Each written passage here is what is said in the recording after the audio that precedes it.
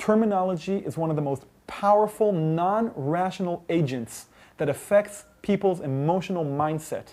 And make no mistake, people's opinions and positions about Israel and their general ideology when relating to this conflict are not purely rational.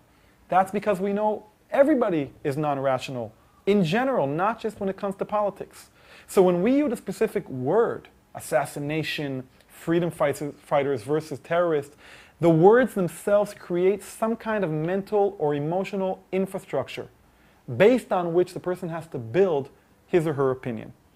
And so if you overlook the terms people are using and dive straight into the discussion over the ideology itself, you are overlooking a major obstacle that somebody may have put in your place, and an obstacle that will prevent your audience from relating to you.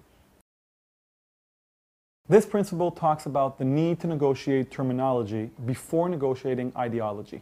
What do I mean?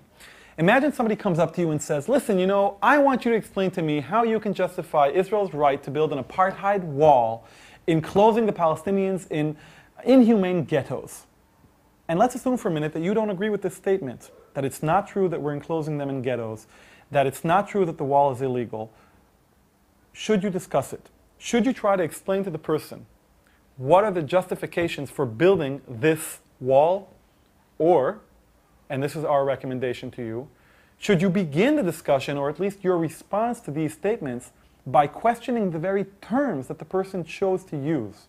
For example, sir, before I actually explain to you why I support the Israeli security fence, with your permission, I'd like to start this conversation one step earlier. You called it a wall, and you actually called it an apartheid wall or a separation wall.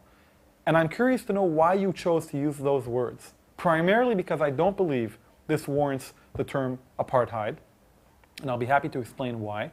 And second of all, because I happen to know that the Israeli security fence is mostly consistent of a fence, not of a wall. I mean, I know about 4 to 5% is concrete wall, but everything else is a fence.